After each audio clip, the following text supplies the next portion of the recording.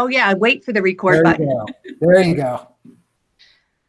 Hi there, Commissioner Jeannie McQueenie here today with Tanya Allen, who is the Director of EcoTransit for us. Welcome, Tanya. Thank you very much. So I thought we could just take an opportunity for you to talk with the viewing public about what is going on with transit and what people can expect through this COVID-19 response.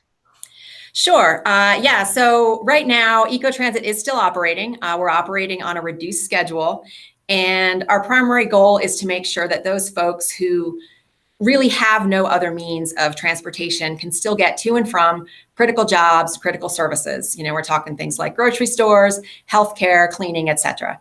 We're doing everything we can to provide this service and keep our riders safe, our drivers safe. That's taken some adjustment and some additional steps. You know, first of all, cleaning, disinfection has become very important.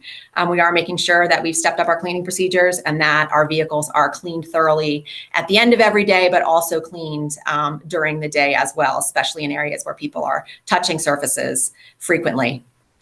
Another thing. Do you want to talk a little bit about how we're protecting the bus drivers and the lack of fares at this point and what that creates?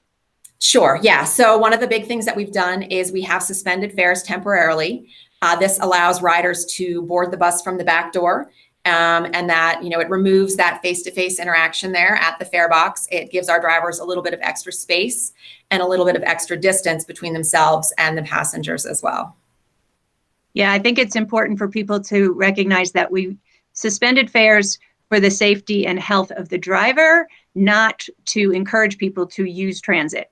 That has been a goal of ours in the past, but for this effort, it really is for people who don't have other means of transportation. And that's a segment of our population we need to be thinking about.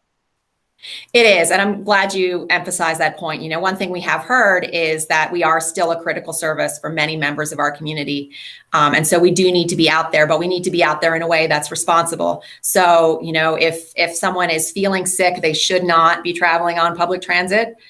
They also should be thinking very carefully about all the trips they're taking. You know, is this an essential trip? Because our drivers are out there to provide this service, and we need to do everything we can to make sure we're not exposing them unnecessarily. And do you want to talk a little bit about the changes in changes in route schedules? Sure. So we are operating what we're calling our essential service schedule. We do still have service on most of our routes. Our Highway 6 service and our Valley Route service are hourly from 6 a.m. to 11 p.m. And then we have round trip service from both Leadville and Minturn once a day, from Leadville to Vail and Minturn to Vail. There's also a second Minturn trip in the morning, but one trip back in the afternoon.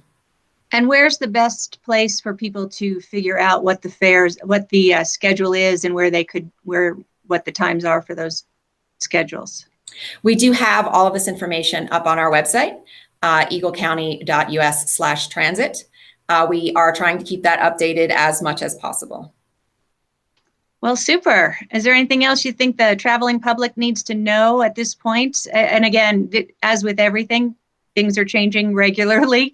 But at this point, we have service and we hope to be able to continue that. Is there anything else you feel people need to know or where they might stay up to date?